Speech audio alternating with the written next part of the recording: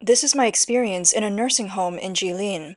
For 2,000 yuan a month, it covers food and accommodation. Each person has their own room with a TV, wardrobe, and two bedside tables. There are four dishes served every lunchtime. I'm 38 years old. I used to live in Beijing as a Beipiao for about 11 years. I worked as a screenwriter until I got seriously ill last year and spent a month in a Beijing hospital. I can't work at the moment, so I decided to find a place to recover. I returned to the Northeast and found a nursing home here to rest and experience the lifestyle. It's been almost 3 months now. Now I feel stronger than before because, apart from eating and sleeping, I spend my time writing scripts. On July 31st, a short video of this 38-year-old woman giving up Beijing life to live in a nursing home went viral online, sparking renewed attention to the lying flat lifestyle. Beipiao refers to people from other regions who work and struggle in Beijing for many years. Due to China's household registration system, these people are not considered Beijing residents. They often live in shabby small rooms or rural areas outside the Third Ring Road, but they hold big dreams. Every Beipiao feels like they're floating in Beijing without ever truly settling down, forming a large group known as the Beipiao tribe. The viral video tells the story of Ms. Yang from Jilin province. She is 38 years old and has been a Beipiao in Beijing for 11 years, working as a screenwriter. She once vowed, "I'd rather die in Beijing," but the relentless scriptwriting turned her from an outgoing person to someone numb. Last year, she fell seriously ill and spent a month in the hospital in Beijing, which cost her a lot of savings. Unable to work, she decided to return to her hometown in Jilin and moved to a local nursing home. 还有一点就 Ms. Yang 是 said, 住在养 "During 老 my院的 11 住 years in Beijing, 我 I 和我 worked 现在的一 hard, 个经济 studied 状 hard, 况，and earned 因 money. 为我 I 要 always 早 thought 睡 that 早 work 起，was 包 the 括吃东 center 西 and 不 the whole 能太 meaning 过 of my 分 life. 太过油 But 炸，last 但是我 year, 玩儿 when 的 I 很 fell 爽。ill and lay in the 还有一点就 hospital, 是 reflecting on 住在 those 养老 11 院的 years, 住，I 我 realized 和 that it 我 was 现在 all 的一 about 个心理 work with 状 no 态。happiness. For 3 months, Ms. Young has been living in a nursing home that costs 2,000 yuan a month, covering food and accommodations. She documents her days in the nursing home through videos and writing. She says, "In less than half a month, I found myself able to sleep early and no longer have nightmares. I stopped feeling anxious." In the nursing home, she finally had the time to sit down and gaze at the sky, observing the shapes of the clouds and counting the stars in the night sky. Some people online praised her, saying, "Beijing drifters have finally awakened and decided to lie flat by going back home." Others commented, "In this era, too many people live exhausting lives. Some are born to toil like beasts of burden, while others are born in privileged circumstances. Those who can keep up the competition will continue, while those who can't will eventually withdraw from this relentless race." Another person remarked that leaving Beijing was a failure for an idealist but ultimately the right choice. Why did a Beijing drifter returning home to live in a nursing home attract so much attention? It's because the Beijing drifters represent a group of hardworking, resilient, and unyielding individuals. Now, this group is beginning to give up their dreams, seeking freedom and happiness, and embracing the lying flat lifestyle just like the young people in the cities. These drifters venture to the capital for their dreams, burying themselves in work to earn as much money as possible. They worked long hours every day but earned less than Beijing residents and lived like homeless people, swallowing all the humiliation they faced. In Beijing, they were seen as inferior, often discriminated against, and barely survived in the gaps. They were referred to as the ant tribe or the rat tribe by Beijing residents. According to official Beijing statistics, by the end of 2020, the city's permanent population was 21.9 million, with 8.4 million Beijing drifters, increasing by an average of 228,000 per year. Millions of drifters moved north to fill job vacancies in Beijing, taking on work that local residents didn't want to do.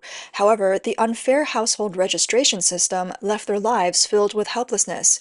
They often had to live in rented rooms converted from air raid shelters and underground tunnels. Media reports estimated that Beijing had 5,500 underground rooms housing over a million drifters.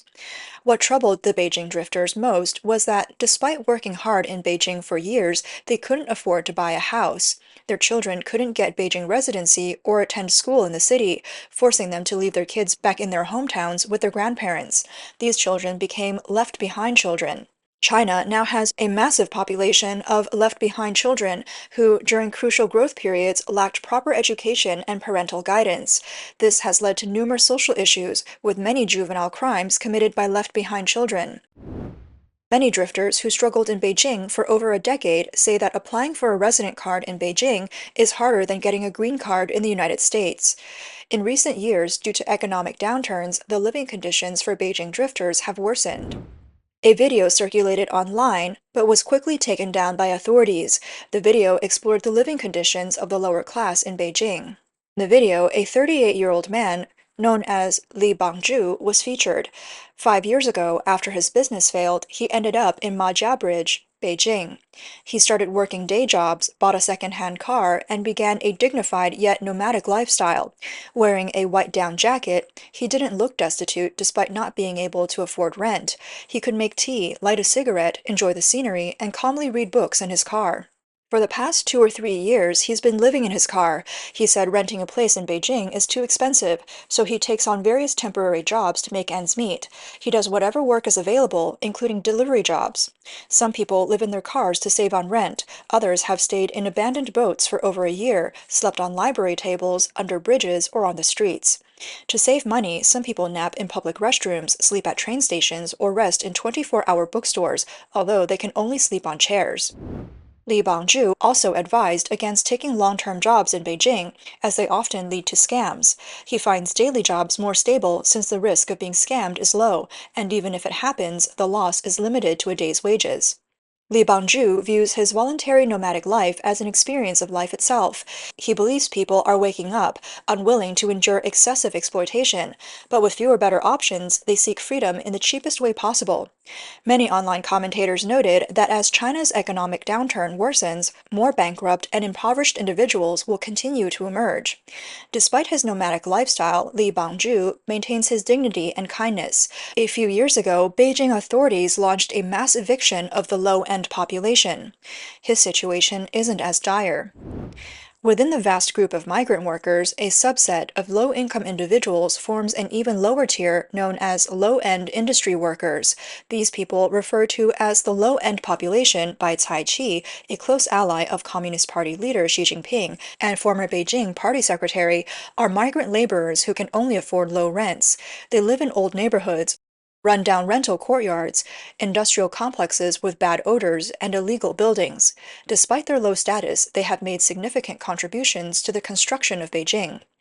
In 2017, when the Beijing government planned to demolish old housing for urban expansion, they not only failed to properly arrange for the low-end population, but also used violent methods to evict them. Coincidentally, that winter, a fire broke out in a shanty in Daxing District, Beijing, resulting in the tragic loss of 19 lives. Newly appointed Chinese Communist Party Secretary of Beijing, Cai Qi, instead of reflecting on the government's responsibility, seized the opportunity to implement Xi Jinping's directive to disperse non-capital functions, targeting the migrant workers living in dilapidated rental houses. A video of Cai Qi's mobilization speech surfaced online. He declared, "At the grassroots level, we must use real guns and real knives, face problems head-on and solve them. If another incident like the Daxing fire occurs, we'll have to cut off our hands." His bold words sounded like those of a ruthless warlord. Following Cai Qi's orders, the Beijing authorities issued a notice to clear out the low-end population and launched an urgent operation. Police were mobilized to use violent means to evict over 100,000 people from their homes during the cold winter. Countless families were violently evicted by the police. They carried their belongings and wandered aimlessly in the severe cold. Many had to leave Beijing to find another city to continue their transient life. The official term, low-end population, shocked both the domestic and international public, seen as being racist and classist. People compared the images of displaced migrant workers in the snow to those of Jews persecuted by the Nazis. One commentator said, "The scenes of clearing out rented houses are like the SS clearing out the Jewish ghettos in the movie Schindler's List, just without the guard dogs." To maintain Xi Jinping's international image, the authorities strictly prohibited the online appearance of these tragic images of migrant workers being forcibly evicted. During the eviction process, artist Hua Yong, who filmed the police evicting migrant workers, was hunted nationwide by the police and eventually captured. Even at the last moment, he continued live streaming. Hua Yong later fled to Thailand and was granted asylum in Canada, only to mysteriously die there. According to a former CCP agent who escaped to Australia, he was ordered to contact Hua Yong as the Chinese authorities tried to kidnap him back to China. The term low-end population was coined by Cai Qi. Although used in official speeches, it quickly became a sensitive term, and the public was forbidden to discuss it. Patrick St. Paul, a journalist for France's largest newspaper, Le Figaro, wrote a book titled The Rat People: A Journey Through Beijing's Forbidden Underground. According to reports, Patrick St. Paul discovered several rat tribe members living in the basement of his high-end apartment building by chance. The stark contrast between the upper and lower floors was like heaven and hell. He realized he was in the storm center of China's grand illusion, witnessing the country's most brutal side. He spent 2 years interviewing silent workers across Beijing, despite being invited for tea by authorities multiple times. I'm 34 years old, without a husband or children, and I've been a Beijing drifter for 8 years. Recently, I was laid off and now need to find a new place to live. Today, I came to Shunyi District outside the 6th Ring Road in Beijing to look at apartments. Patrick St. Paul noted that workers from other provinces are a common sight in Beijing. Due to high housing costs and the lack of Beijing residency permits, they are forced to live in dark, underground spaces. These workers include elderly couples who travel far to work as cleaners and save up for their son's wedding, recent college graduates who intern in high-end city hotels and have adapted to the foul smell of Beijing's underground, and parents who leave their hometowns to work for their children's future, leaving their kids behind in their hometowns. These workers live beneath Beijing's most prosperous and affluent areas, form the essential labor force that keeps the capital running, from construction workers and building cleaners to those doing the dirtiest jobs. Professor Lu Huilin from Peking University's Sociology Department pointed out that these workers live like rats in the underground. Their living conditions are harsh, with no natural light and damp, foul air, leading to the term rat tribe. However, unlike rats, humans suffer significant health risks under such conditions, including physical illnesses and heavy psychological burdens. Statistics show that many in the rat tribe suffer from depression. One of the most tragic cases is Wang Xiuqing, known as the Well Dweller, who lived in a well for 10 years in Beijing. Before the 2008 Olympics, a group of well-dressed police officers found him when they released a German Shepherd from its cage. Wang was discovered, caged, and taken away, ending his decade-long life in the well. Patrick visited Wang Xiuqing's hometown, a dilapidated village in the mountains of Huairou, just 10 kilometers from Beijing. The tiny, cracked house was barely tall enough for one person. Wang's wife apologized to visitors, warning them not to be frightened by the rats. Patrick St. Paul had reported from war-torn countries like Afghanistan, Sierra Leone, Ivory Coast, and Sudan, but never imagined that in the so-called rising great nation of China, the lives of farmers in the suburbs of peaceful and developed Beijing could be so dire. Chinese human rights lawyer Chen Guangcheng commented that these drifters reflect a misalignment of social resource allocation.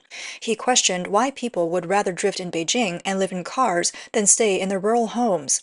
He argued that the Chinese Communist Party's disproportionate allocation of resources after seizing power led to such social imbalances. Chen believed that this investment gap resulted in a stark contrast in social development, worsening economic conditions, and fewer employment and development opportunities. Chen Guangchen said, "A young girl recently recorded a video saying, 'There are places with jobs but no homes, and places with homes but no jobs. You can't find a place for your soul in a foreign land, and your body can't settle in your hometown.' Thus began the wandering. China's situation is bizarre."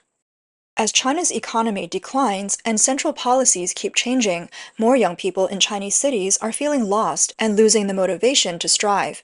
They are choosing to lie flat, meaning they don't consider marriage, children, or buying homes, and give up on grand dreams. Once they have some savings, they leave the workforce and live a retired life in the countryside's youth nursing homes. The story of the 28-year-old woman giving up her Beijing dream to live in a nursing home mentioned earlier gained widespread attention because it symbolized that even the once fearless Beijing drifters who sought their dreams have chosen to give up and lie flat, finding joy and rare freedom in this lifestyle. Chang Ping, a senior political commentator living in Germany, believes that lying flat can be seen as a form of resistance or nonviolent non-cooperation. Recently, many influencers and professionals have noted that more Beijing drifters are leaving the city, not as an escape, but as a conscious decision to abandon Beijing. Analysts explain that after enduring 3 years of the pandemic, many migrant workers held on, hoping for prosperity once it ended. However, the opposite happened. After the pandemic, many restaurants and retail stores couldn't survive the downturn and closed. Many office buildings are now vacant, and a large number of middle-aged Beijingers are unemployed. Industries that once absorbed many migrant workers, such as retail, logistics, security, and cleaning, are now seeing intense competition between local Beijingers and outsiders, leading to greater exploitation of the Beijing drifters. A saying in Beijing goes, living in Beijing, how can you avoid getting out? Now, more awakened Beijing drifters are unwilling to continue being exploited and living cheaply at the bottom of the capital's social ladder. They abandon their alluring Beijing dreams and return home to lie flat. Commentators note that the spread of the lying flat phenomenon in China means that the main driving force behind China's economic development is being weakened. An article published on the WeChat account of the China Science Daily stated, lying flat is an extremely irresponsible attitude, not only disappointing one's parents, but also failing the millions of hard-working taxpayers.